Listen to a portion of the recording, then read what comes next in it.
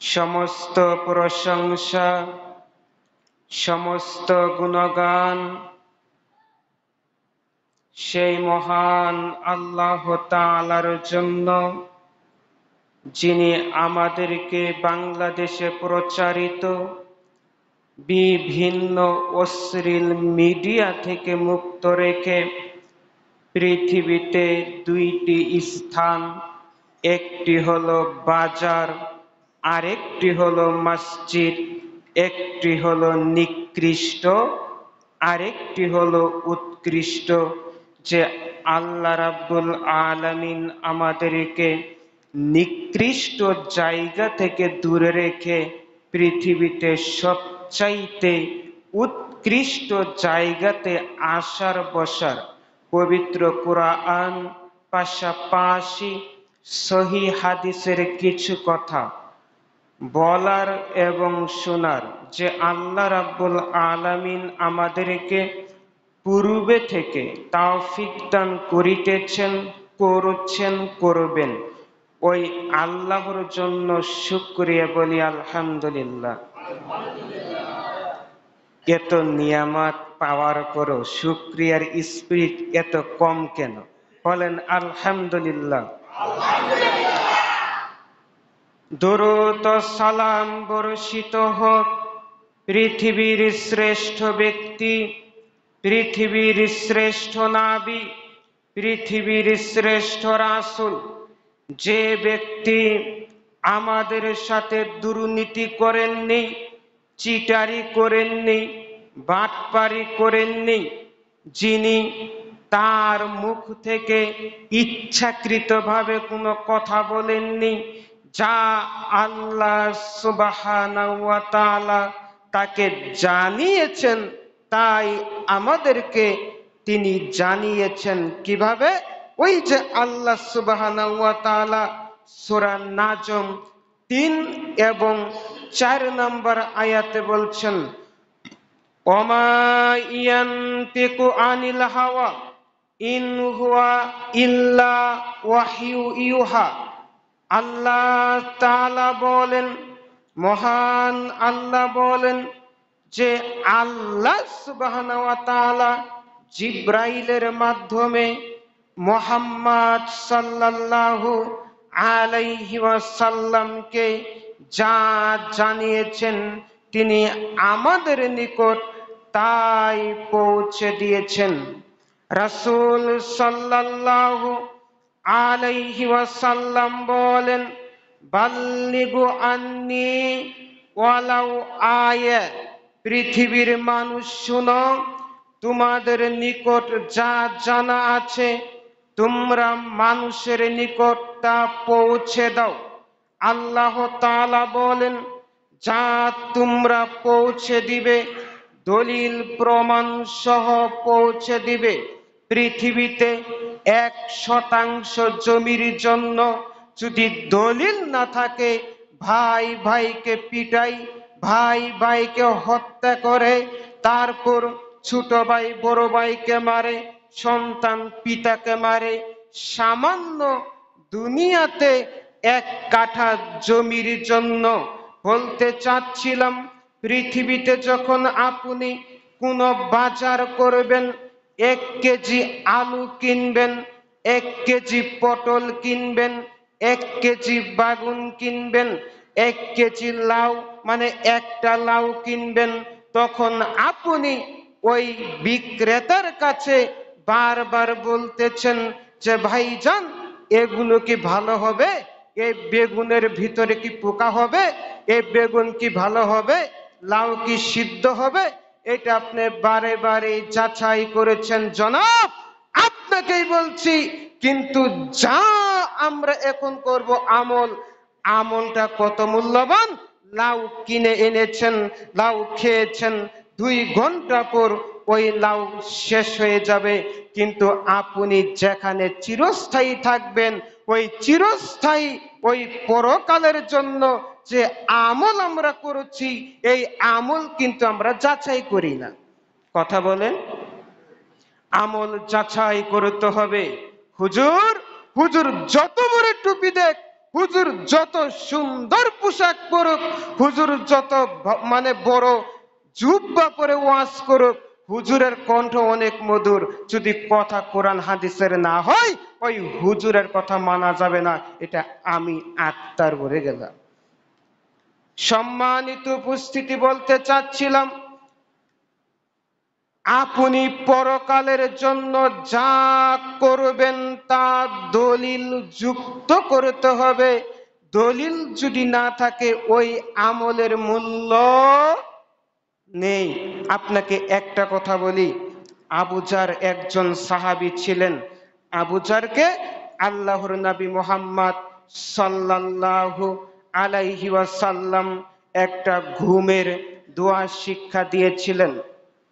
দুয়ার এক পর্যায়ে ছিল আমান্তু বিনাবিইকা। আবু জার রাসূল সাল্লাল্লাহু আলাইহি ওয়াসাল্লামকে অধিক সম্মান করার জন্য আবু জার বলেছিল আমান্তু বি রাসূলিকা। রাসূল বলেছিল, এই কথা আল্লাহর নবীর কানে চলে গেল। তখন আল্লাহর নবীকে বলেছেন যে আমি আমান্তু বি রাসূলিকা বলেছি। আল্লাহর নবী বলেছেন কেন? আমি আমান্তু বি রাসূলিকা বলেছি এই জন্য যে রাসূল হচ্ছে সম্মানজনিত শব্দ। কথা মনে হয় বুঝাতে পারিনি। রাসূল হচ্ছে সম্মানীয় শব্দ। আর প্রত্যেক রাসূলই নবী, কিন্তু প্রত্যেক নবী কি নন? কথা বলেন, রাসূল নন।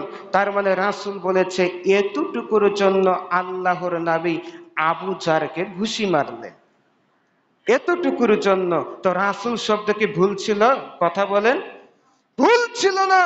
কিন্তু ভালো হলেই সব জিনিস সব জায়গায় লাগানো যাবে না। কেন না? যদি রাসূল সাল্লাল্লাহু আলাইহি ওয়াসাল্লাম যেটা করেছেন ওইটা যদি কষ্টের হয়, আর আপনি যেটা করেছেন ওইটা যদি নেকিতে বেশি হয়, করতে সহজ হয়, তারপরেও আপনার আমলকে লাথি মারতে হবে, আর মুহাম্মদ সাল্লাল্লাহু আলাইহি ওয়াসাল্লামের আমলকে গ্রহণ করতে হবে। এটাই চূড়ান্ত। সম্মানিত উপস্থিতি, আজকে জুমার খুতবার সংক্ষিপ্ত আলোচনার আলোচ্য বিষয় হচ্ছে পবিত্রতা, ওযু। আমরা জানি সালাতের পূর্ব শর্ত হলো পবিত্রতা অর্জন করা। পবিত্রতা ব্যতীত সালাত আল্লাহর নিকটে কবুল হবে না। দুনিয়াতে যতগুলো আমলের মাধ্যমে লাভবান হওয়া যায় তার একটি হলো ওযু, পবিত্রতা।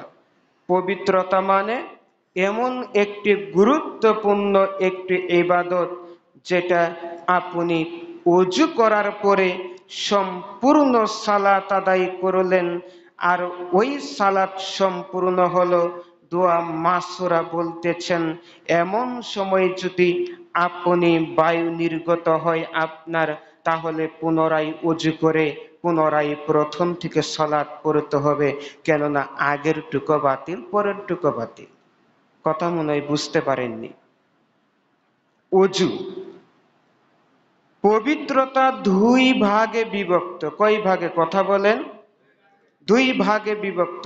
একটা হচ্ছে আভ্যন্তরীণ পবিত্রতা, আরেকটি হচ্ছে বাহ্যিক পবিত্রতা তথা দৈহিক পবিত্রতা, শারীরিক পবিত্রতা। আমার কথা বুঝতে পারেন?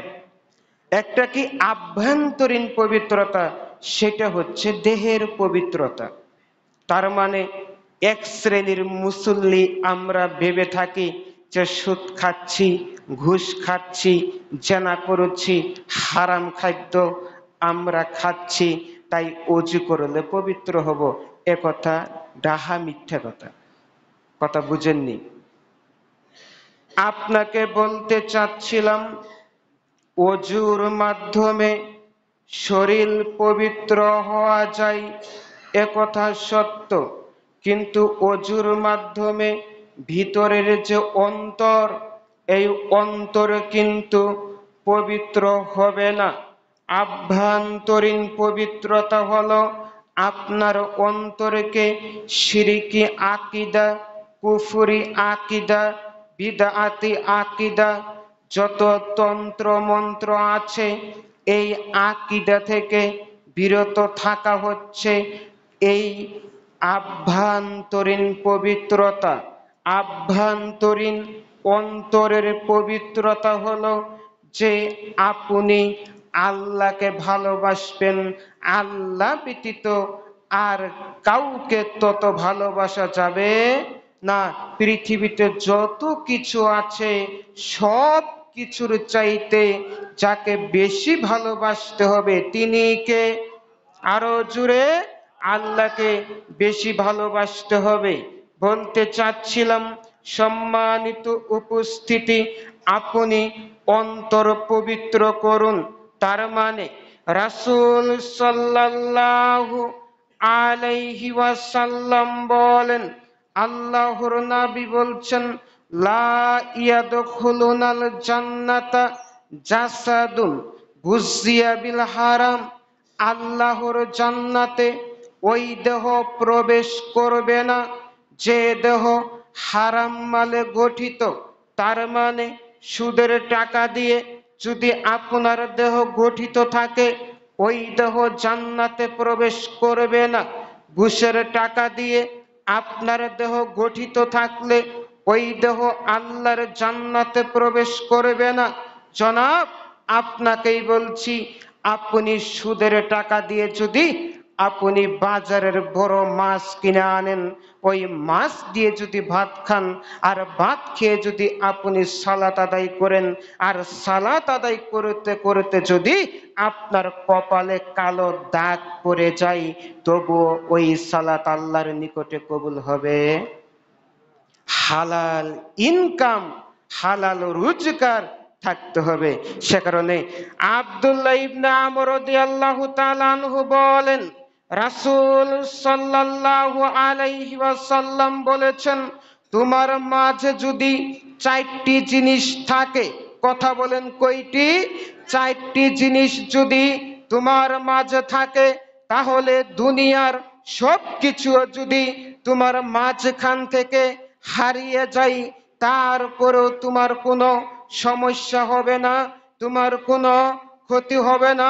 তার একটি হলো আমানত রক্ষা, তার আরেকটি হলো সত্য কথা বলা, তার আরেকটি হলো ওয়াদা রক্ষা করা, তার আরেকটি হলো বৈধ রুজি। জনাব, আপনার সাথে আমার 1 মিনিট বৈধ রুজি নিয়ে কিছু কথা। সেটি হলো বৈধ রুজি কাকে বলে? বৈধ রুজি আপনাকে বলছিলাম যে মাথার গাম পায়ে ফেলেই ইনকাম করতেছেন ধরে, তবে সারাদিন হালাল টাকা ইনকাম করে যদি সারাদিন হালাল টাকা দিয়ে যদি আপনি বিড়ি কিনে বিড়ি টান মারেন, তাহলে বিড়ি কি হালাল হবে? কথা বলেন, হারাম হবে। কিছু কিছু জিনিস হচ্ছে ইনকামের সোর্স হালাল থাকে, কিন্তু আমাদের খাদ্য দ্রব্যগুলো হারাম হয়।